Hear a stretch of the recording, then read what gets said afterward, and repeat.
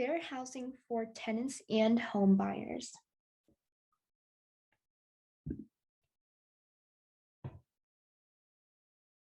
During this workshop, you will learn the basics of fair housing, including complaints by transaction type, what is prohibited, examples of violations and discrimination, exemptions, your landlord's obligations, and fair lending. Additionally, if you think you have experienced unlawful discrimination in housing, you will also learn how to file a complaint with us. So we are a local nonprofit in Tucson, founded in 1994. We work with low-income and minority communities in the Southwest to help protect the environment and improve community health. We are committed to helping eliminate fair housing biases and prejudices in our community to make our community a place where everyone can live, work, and engage. We are able to provide you this workshop today thanks to our Education Outreach Initiative program, which is funded by the U.S. Department of Housing and Urban Development. What is the Fair Housing Act? In 1968, the Fair Housing Act, known as FHA, was signed, making it illegal for people to discriminate in any aspect of housing based on an individual's race, color, national origin, religion, sex, familial status, and disability. Race refers to a family, tribe, or group of people coming from the same common ancestors. For example, discrimination against African Americans by a Caucasian apartment manager. Color refers to the visible color of a person's skin. National origin refers to the country in which a person was born or from which the person's ancestors came. Religion refers to all aspects of religious belief, observance, and practice. Religion includes both the practice and non-practice of religion, such as atheism, as well as religions that are outside the mainstream. Sex includes gender, male or female. It also includes sexual orientation and gender identity. All families with children are protected by the Fair Housing Act against familial status discrimination, including single-parent households and same-sex couples with children. Disability refers to both physical and mental disabilities. People who are regarded as disabled or have a record of a disability are also protected. Where the Fair Housing Act applies. The Fair Housing Act applies when people are renting or buying a home, getting a mortgage, seeking housing assistance, or engaging in any other housing-related transactions. Fair housing gives everyone access to housing in every neighborhood and ensures that everyone has access to the resources they want, and it affects the rest of our lives.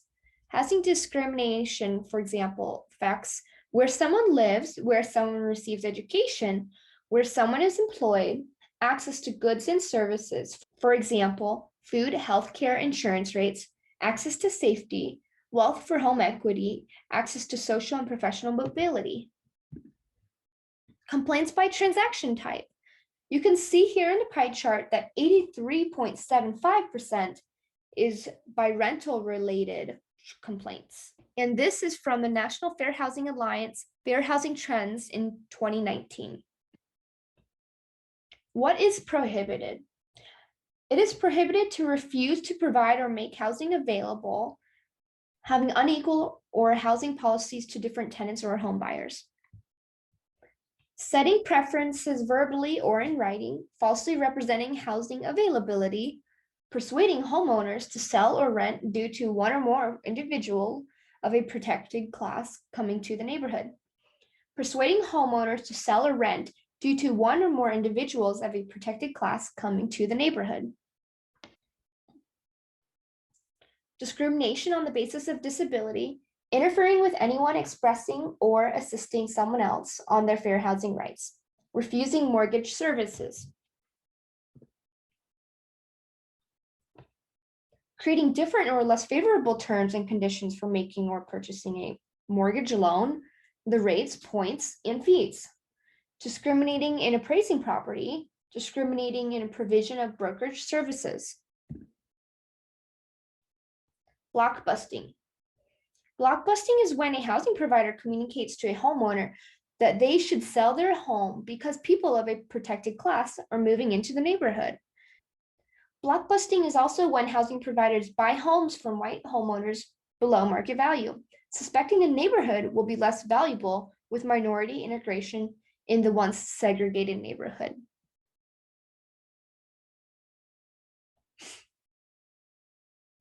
Examples of violations.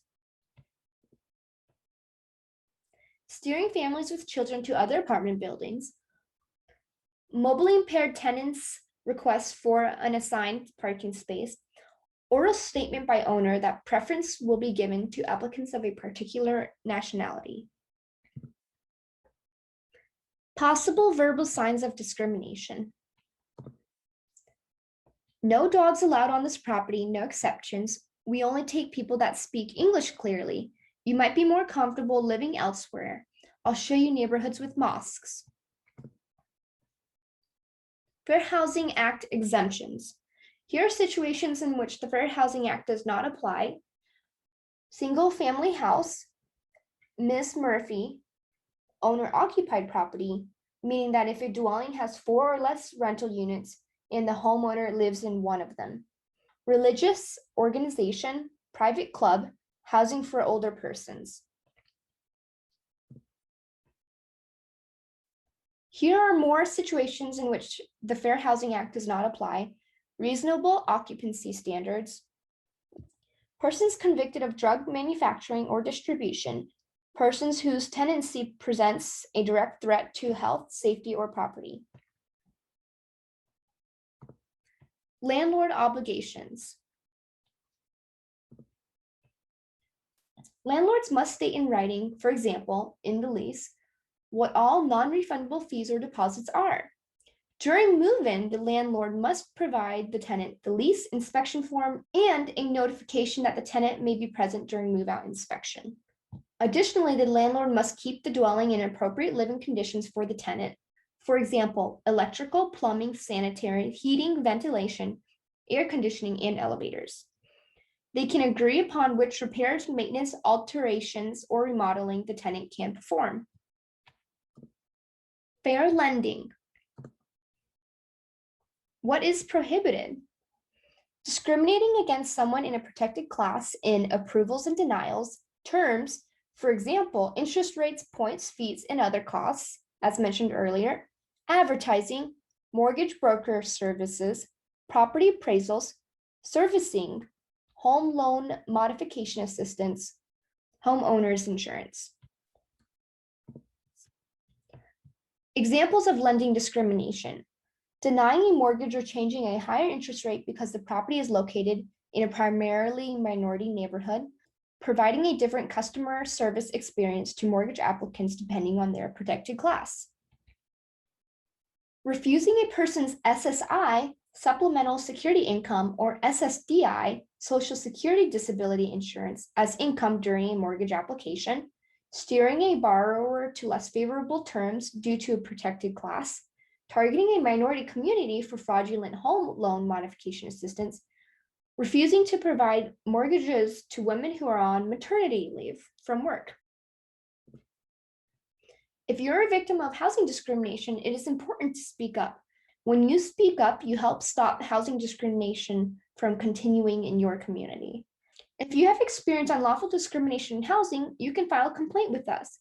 We are an Arizona Relay-friendly partner for those with hearing loss or speech disability. We will review and respond to each complaint and collect any other necessary intake information from you. Then we will refer your complaint to the proper agency who will assist you in a resolution of unfair housing problems due to their enforcement authority. Here are the 4 ways you can file a complaint with SERI.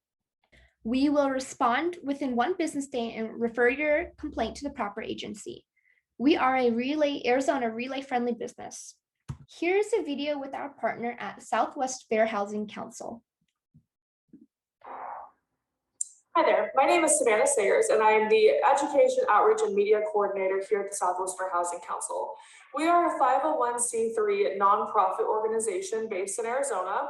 We do have physical offices in Tucson, but we receive state and federal grant funding that requires that we do our work throughout the entire state.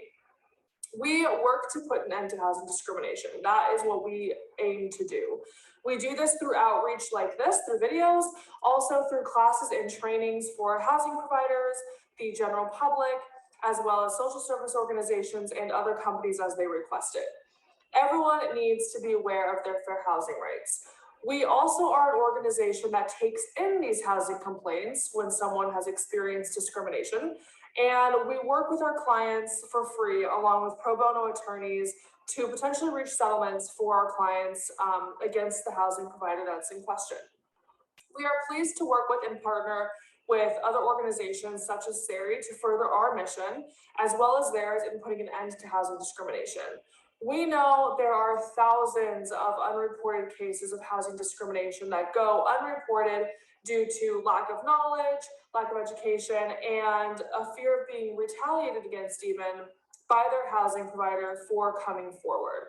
Hopefully through outreach like ours and other organizations, we can help people come forward if they are experiencing housing discrimination. Please head to our website, swfhc.com, if you or anyone you know has experienced housing discrimination. There we have tons of resources and contact information as well. Thank you. Here are our resources from the workshop. Thank you for attending our workshop, and we hope that you have learned more about fair housing for tenants and home buyers.